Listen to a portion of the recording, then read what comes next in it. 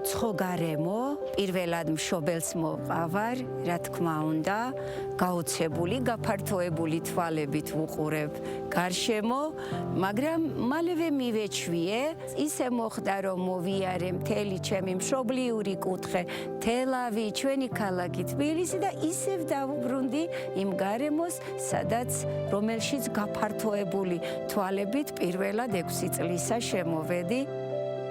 წლების წინ ამ სკოლის მოსწავლე ელზა აშიროვა ალბათ ვერ წარმოიდგენდა, რომ გავიდოდა დრო და აქ სულ სხვა სტატუსით დაბრუნდებოდა. დღეს მოსწავლეებს ქართულ ენასა და ლიტერატურას ასწავლის. ეს არის ჩემი ყოფილი საყვარელი კლასი, ჩემი საკლასო ოთახი, რომელიც შემდგომში ლაბორატორიად გადაკეთდა.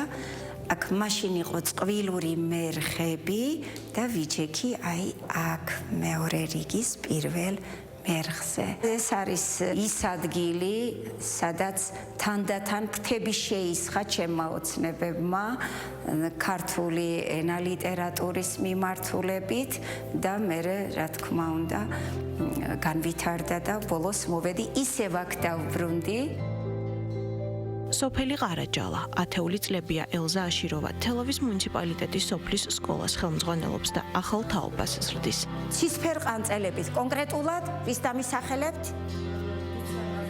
იციან ტაბიძეს. საქმეს ერთგულად ემსახურება და დიდი წვლილი შეაქვს მოსწავლეების და სოფლის განვითარების საქმეში.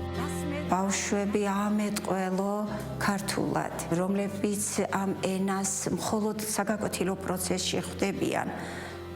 ცოტა რთული გზა არ არის მარტივად მისაღწევი, ხანგრძლივი პროცედურა, როცა ხარ მასწავლებელი, ეს ძალიან დიდ რამეს ნიშნავს ჩემში, ძალიან ფართო გაგებისაა, არა მარტო პასუხისმგებლობით, არამედ ყველაფრით თავიდან ბოლომდე პატრიოტული სულისკვეთებით, სხვანაირად არ შეიძლება. ჩემი ქართული ენა იწყება ყველა კლასიკოსით. ყველას ჩემთვის არიან პატივცემულები, აი ყველანაირად ძვირფასი ადამიანები და რომელი ერთი კლასიკოსებზე ადრე ჩვენი შუშანიკი, შოთა, ილია, აკაკი, ვაჟა, რომელი ერთი ბუმბერაზი ჩამოვთვალო და ჩემი კლასის ბავშვებსთან რო ვიწყებს საუბარს მას ილია ხო საქართველოა, საქართველოსთან ასოცირდება. ეს არის სამშობლოს სიყვარულის მიხარია, ძალიან კარგი, მადლობა. დროსთან ერთად პასუხისმგებლობა არ იცვლება და საგაკვეთილო პროცესისთვის დღესაც ისევე ემზადება, როგორც პროფესიის დასაწყისში.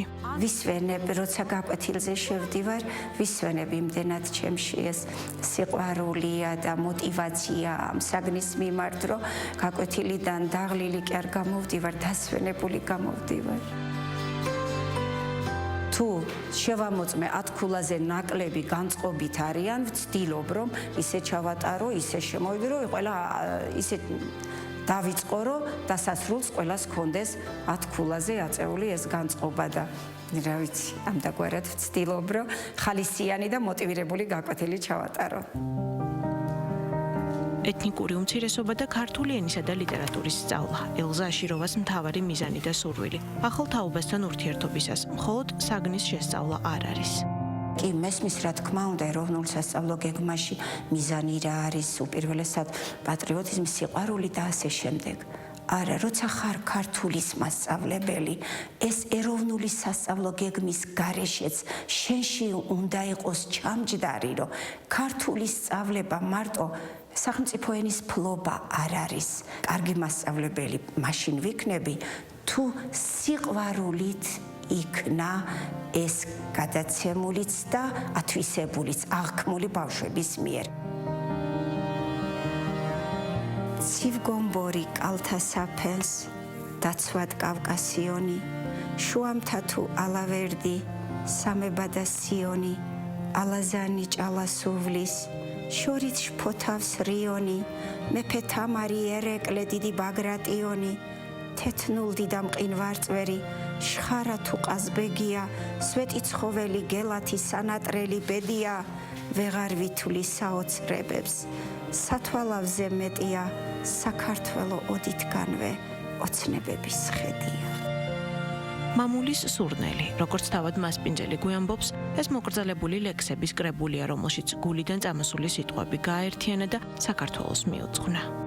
იშვიათად მაქვს თავისუფალი დრო, სიმართლე რომ თქვა სამსახურე დილით მივდივარ, გვიანობამდე ვარ, მაგრამ როცა მაქვს, მაშინ ლექსებს ვწერ, ახლა ბოლო დროს სონეტები დავიწყე, სტატიებსაც არც მომიფიქრებია, გულის სიღრმიდან მოსული სიტყვებია და თავისით მე აეწყო ეს ქალაქია ერეკლე მეფის გეგმების და მისი ხედვის, მეფის რომელსაც უკვე თუ ესმის, შეინარჩუნოს სიცოცხლე ქვეყნის, ეს ქალაქია პატარა კახის, მისი ტახტის და მისი სახლკარის, მრავლის მომსწრეა ავის თუ კარგის, კვლავაც ადგილი ბულბულის ვარდის, ეს ქალაქია, მეფის ქალაქი, სიბრძნე სიტკბოთი ღვინო ბადაგით, ეს თელავია ცისა კამარით, უარს ვერ იტყვის მასზე ვერავი.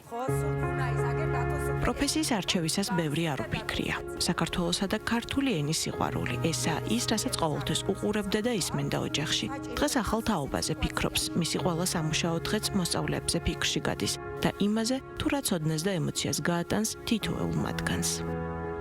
გავიხსენებ ჩვენ დიდ ილიას სიტყვებს ისევ, ამ წუთის სოფელში ბედი იმისია, ვინც ძლიერია და ძლიერი მხოლოდ მცოდნე ადამიანია.